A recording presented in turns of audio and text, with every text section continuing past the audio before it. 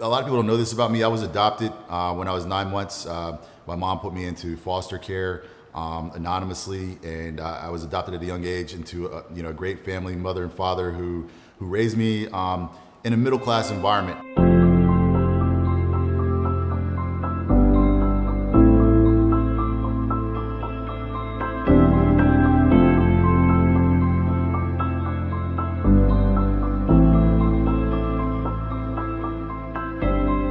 I was a horrible student. It wasn't because I think I wasn't smart, it was just because I was not interested in school. I used to turn in my papers blank. I used to turn in my tests blank and go back to sleep. Had no interest in school. Didn't really do too much in sports when I was a kid, but I was always interested in working out and fitness.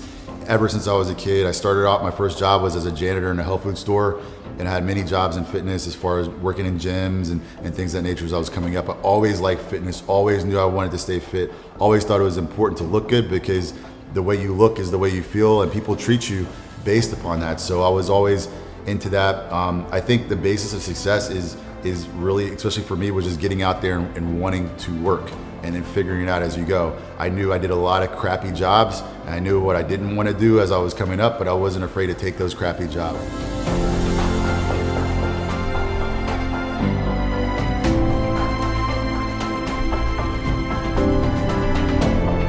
I was in corporate before I became an entrepreneur, and I was blindsided in 2008 by the financial crisis. So I basically lost everything I had. Lost my homes, lost all the savings. All the savings I just put into the stock market literally washed away in front of my face at a lunch counter as the market was tanking.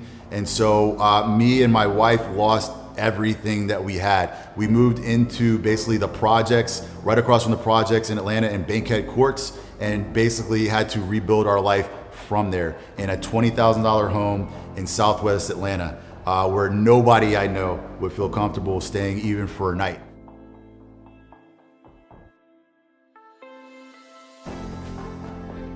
I never want to experience that again, and most people haven't felt that kind of loss. So for me, it's a really, really, really big deal that we be successful. It's a really, really big deal that this is long-term success and not short-term success, because I never want to go back and have to tell my kids, we're moving, out of this house, we're moving out of this school. Oh, daddy couldn't pay the bills and put this together for you. So protection of your family from poverty, from loss, from financial ruin is really, really big to me. So a lot of time, if you were ever see me in the way I operate, I like to kind of like stack acorns, and it's really like a depression era mentality that you find a lot of time with people that are in their like 80s and 90s, because you felt what it feels like to lose that, and it's so painful you don't ever want to experience that again.